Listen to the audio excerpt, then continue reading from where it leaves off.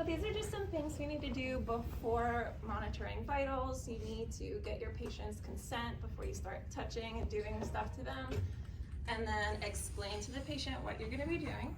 Wash your hands and your equipment before you touch them or touch it. And position yourself so that you can see a clock or your watch. In the acute setting, we monitor vitals during our chart review. We can watch the trends. You also monitor vitals before, during, and after moving your patient.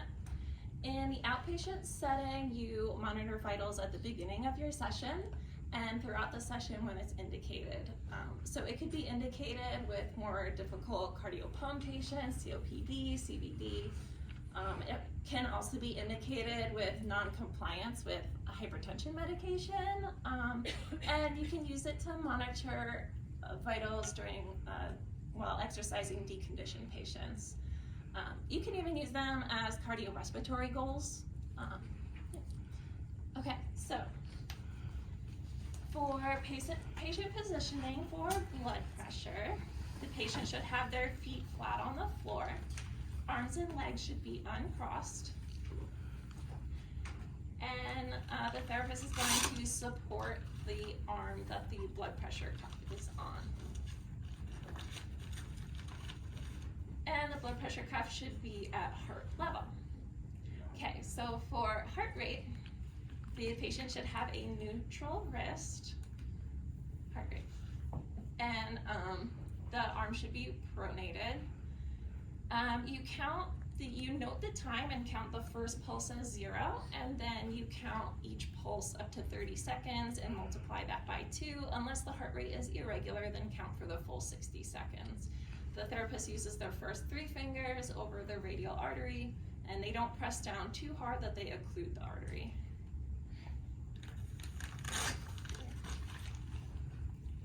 Okay, for SpO2, the pulse oximeter should be placed on the patient's middle finger, and it should be taken on the opposite extremity of the blood pressure cuff, and the hand should be supported. For respiratory rate, don't tell your patient that you're going to be watching their chest for breathing, and if you have the patient cross their arm over their chest, you can better visualize the breaths.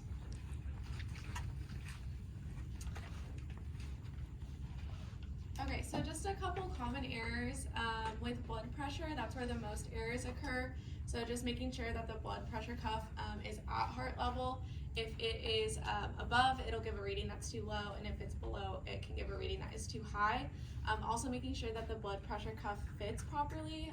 Only 2 fingers should be able to fit between the blood pressure cuff and the arm. If it's too tight, it can give a higher reading than what's accurate, and if it's too loose, it'll give a lower reading. And if you have a patient where you have to choose between too small of a cuff and too large of a cuff, choosing the one that is too large is going to give a better reading. And then also, if you are taking multiple blood pressure readings, make sure you wait at least 2 minutes before taking the second one.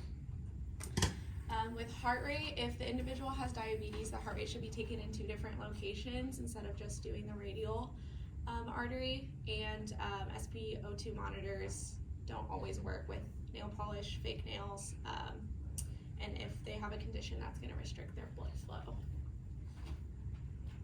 Here's some normal values. I'm not going to read them off, but you guys can reference this if you want to. Normal is 60 to 100. Less than that is going to be bradycardia, and higher than that is going to be tachycardia. And then again, respiratory rate, normal is 12 to 20, and normal SpO2 is 95 to 100.